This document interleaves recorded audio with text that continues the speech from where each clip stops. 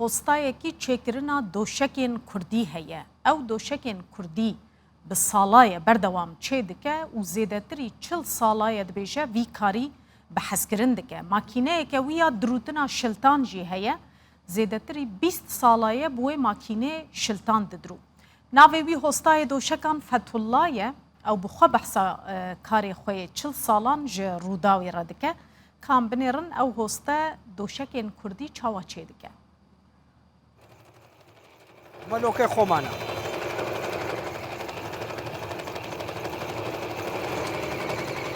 ناو فتحوڵا ئەنوەر کاکە ڕەشا خەڵکی گوندی قەرهەنجیرم لای کەرکووک موالیدی 1969 بەڵام زیاتر لە کەرکووک ئیشوکارم لە کەرکووک بووە ئەم ئیشەشم ئەم هەلاجیە لە کۆتایی هەفتاکان لەگەڵ براکەمە ئیشم کردووە و شاگرد بوومە لە لای لە هەفتاکانەوە هەتا ئیستا من بەردەوامم لەم ئیشەیە بەڵام ناوە وازم هێناوە بەڵام ئێستا تەقدیری بڵین 18 ساڵێکە بەردەوام لەم ئیشەم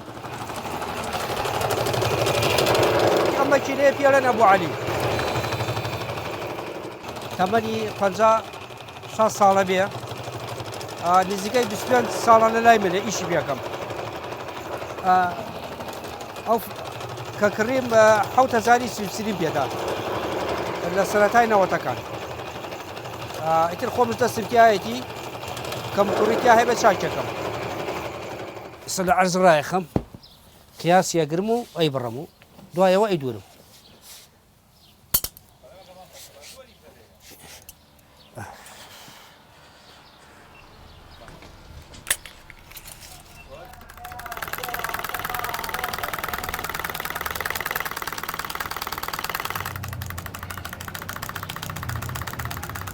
ئەم مەکینەیە 20 ساڵ بە لێستا کڕیومە بە 450 دیناری ئەو کاتە کڕیم پارە سویسرێکە بوو هەتا ئێستا هەر ئیشی پێکەم بە بەردەوامی بەڵام من بەکارەبە ئیش پێ ناکەم بە قاجی ئیش پێکەم بۆ دوکانمان ڕۆژی 4-5 بەرجی پێ دوورمتەوە هەر ئەوەنە ئیش پێکەم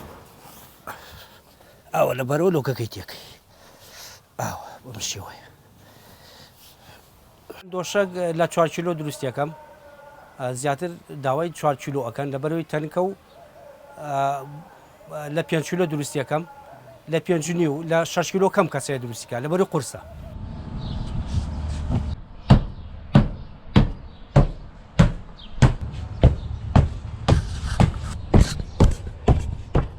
ئەم خوریانم بۆ هێناوم ئەیکەم بە جۆدەلی بۆ عەرەب بەم قماشە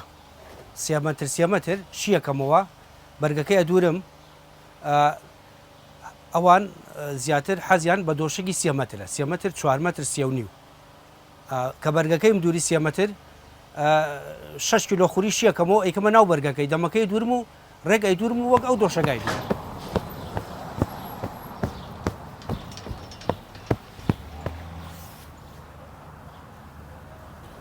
ئیشەکان تقریبن هەر وەک جاران وایە جاران لە هەشتاکان من لەگەڵ براکەمە ئیشمە کرد تاخمی بووکمان بۆ هات یعنی هەفتەی 2 تاخمان بۆ ئاهات تاخمەکە چی بوو 2 دۆشەگی تازە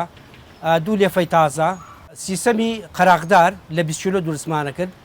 سەرینی 2 نەفەری ئەو کاتە ئەوە هەبوو بەڵام ئێستا ئەوە نەماوە ئێستا زیاتر ئیشی کۆنەی ماڵانە کرد